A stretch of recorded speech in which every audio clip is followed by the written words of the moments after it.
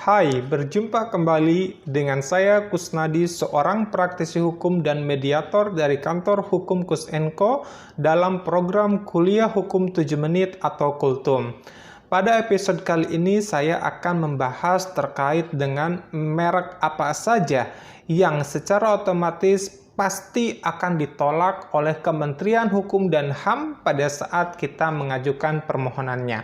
Namun sebelum pembahasan lebih lanjut, saya kembali menghimbau pada Anda semua untuk like, sharing, komen, serta subscribe channel YouTube di bawah ini agar Anda semua dapat mengikuti program Kultum lainnya yang penuh inspirasi dan aspirasi mengenai pembelajaran hukum di Indonesia. Nah, terkait dengan pembahasan Kultum kali ini adalah tentang merek apa saja yang pasti ditolak oleh Kementerian Hukum dan HAM, maka saya kembali mengingatkan ataupun merefresh kembali ingatan kita semua terkait dengan urgensitas daripada pentingnya perlindungan merek di dalam negeri. Yakni kita tidak bisa pungkiri bahwa pada saat ini negara Indonesia sudah masuk ke dalam sirkulasi ataupun peredaran perdagangan global, sehingga secara otomatis perputaran barang dan jasa antar negara itu masuk ke Indonesia. Nah, salah satu untuk melindungi terkait dengan usaha kita ataupun bisnis kita, maka merek sangat penting peranannya untuk menjaga dan melindungi serta menjamin kualitas daripada barang ataupun jasa kita sendiri, ya. Nah, di samping itu bahwa merek pun fungsi merek untuk didaftarkan di Kementerian Hukum dan HAM juga untuk melindungi konsumen seperti yang saya sampaikan tadi di awal, bahwa perlindungan merek pun selain untuk menjaga persaingan usaha yang sehat, juga untuk memberikan rasa kepercayaan ataupun rasa aman bagi konsumen, karena dia sudah mengetahui bahwa merek yang dia beli, barang yang dia beli adalah merek yang sama, misalkan merek yang terjamin. Dari samping itu juga adalah untuk memberikan perlindungan usaha UMKM, ya, dan industri dalam negeri. Nah, sahabat, sedikit saya menginformasikan terkait dengan apa yang menjadi definisi ataupun pengertian merek, ya.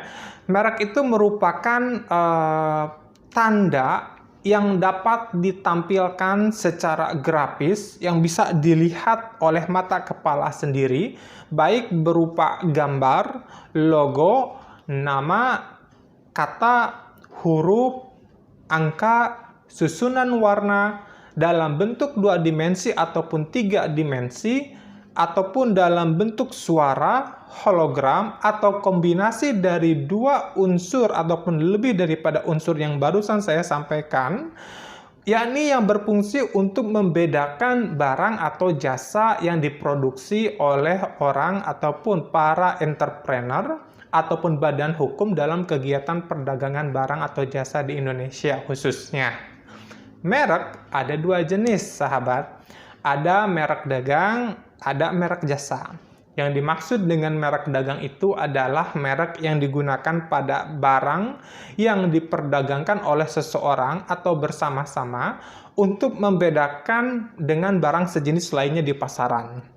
Sedangkan yang dimaksud dengan merek jasa itu adalah merek yang digunakan pada jasa yang diperdagangkan untuk membedakan dengan jasa sejenis lainnya di pasaran. Nah, sekarang kita akan melihat terkait dengan merek apa saja atau kriteria merek yang bagaimanakah yang tidak dapat didaftarkan atau secara otomatis pasti ditolak oleh Kementerian Hukum dan HAM. Yang ini yang harus dicamkan oleh teman-teman sebelum mendesain ataupun membuat merek itu sendiri. Yang pertama adalah merek tersebut tidak boleh bertentangan dengan ideologi negara. Kita tahu bahwa ideologi negara kita adalah Pancasila. Artinya merek yang kita desain, merek yang kita buat itu tidak boleh bertentangan dengan nilai-nilai Pancasila ataupun teks Pancasila itu sendiri. Seperti misalkan ketuhanan yang Maha Esa, kita ambil contoh. Kita membuat misalkan merek dengan simbol ataupun logo Palu Arit, ya, yang menyilang, yang secara umum diketahui mirip dengan komunisme.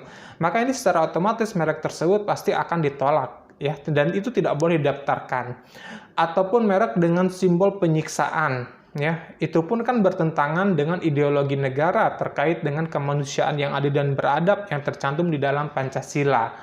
Nah, kemudian yang selanjutnya, merek yang tidak boleh didaftarkan itu ataupun dibuat atau pasti ditolak itu apabila merek tersebut bertentangan dengan peraturan perundang-undangan, bertentangan dengan moralitas, bertentangan dengan agama, bertentangan dengan kesusilaan, dan bertentangan dengan ketertiban umum.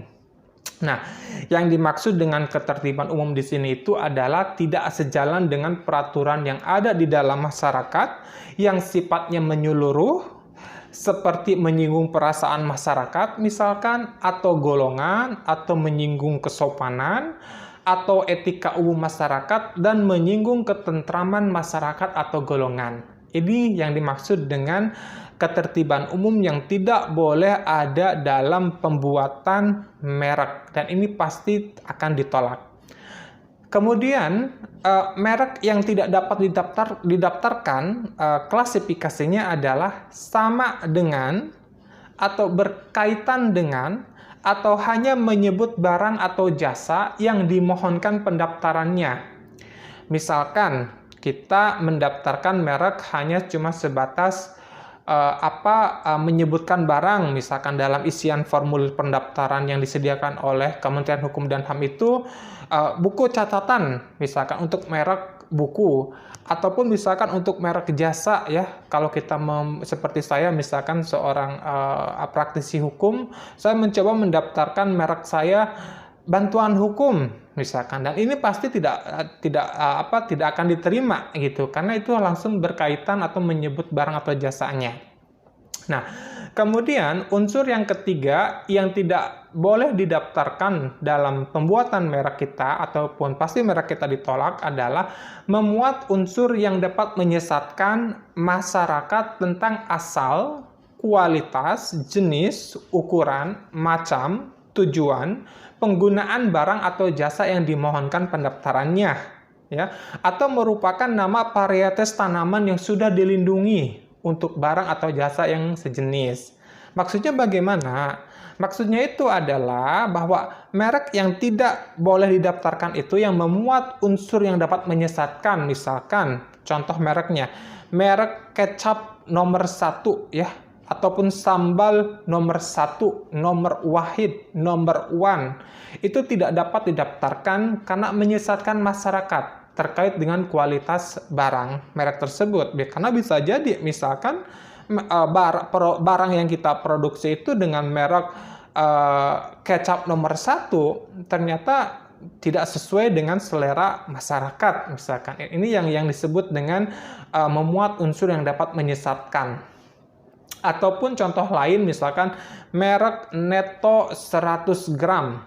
Ini pun tidak dapat didaftarkan karena menyesatkan masyarakat terkait dengan ukuran barang. Karena bisa jadi barang yang diproduksi itu adalah tidak 100 gram, bisa lebih atau kurang, ya. Jadi merek itu tidak bisa berkaitan dengan kuantitas isi barangnya, ya. Nah, kemudian merek yang tidak dapat didaftarkan yang memuat keterangan yang tidak sesuai dengan kualitas, manfaat, ataupun khasiat dari barang atau jasa yang dimaksud, itu contohnya adalah, contoh nih ya, obat yang dapat menyembuhkan 1001 penyakit. Kan itu sesuatu hal yang menyesatkan secara kualitas misalkan, ataupun khasiat dari barang tersebut. Karena bisa kita pahami, mana ada obat yang bisa menyembuhkan 1001 penyakit misalkan. Ataupun merek rokok yang aman untuk bagi kesehatan. Sama-sama kita ketahui bahwa rokok adalah sesuatu hal yang tidak sehat atau tidak aman bagi kesehatan.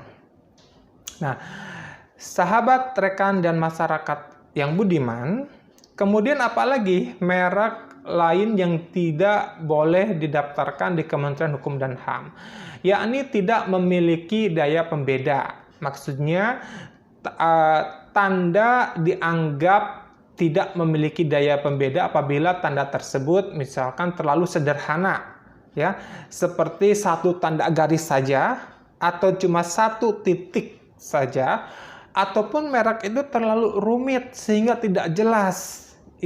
Orang awam tidak ngerti, apalagi nanti misalkan bagi tim pemeriksa di kementerian, mereka pun tidak memahami ini merek apa karena terlalu rumitnya merek itu dibuat, ya. Jadi itu yang dimaksud dengan tidak memiliki daya pembeda. Nah, yang selanjutnya, merek yang tidak dapat didaftarkan itu adalah merupakan nama umum atau lambang milik umum. Yakni nama umum antara lain misalkan rumah makan, merek rumah makan untuk restoran.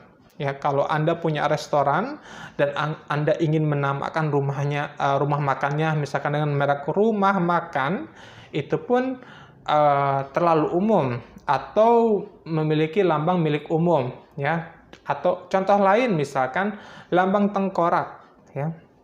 Lambang tengkorak untuk barang berbahaya.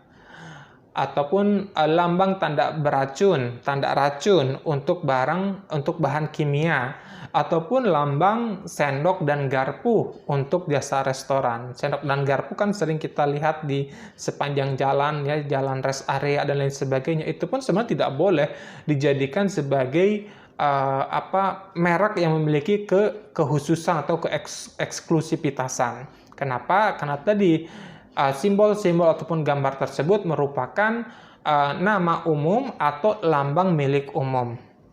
Nah, sahabat, rekan, dan masyarakat yang budiman, jadi itu adalah klasifikasi atau kriteria merek yang tidak dapat didaftarkan kepada Direktorat Jenderal Hak Kekayaan Intelektual di bawah Kementerian Hukum dan HAM. Semoga Anda semua dapat terilhami ataupun dapat terinspirasi dari kultum kali ini. Terima kasih atas perhatiannya dan selamat siang.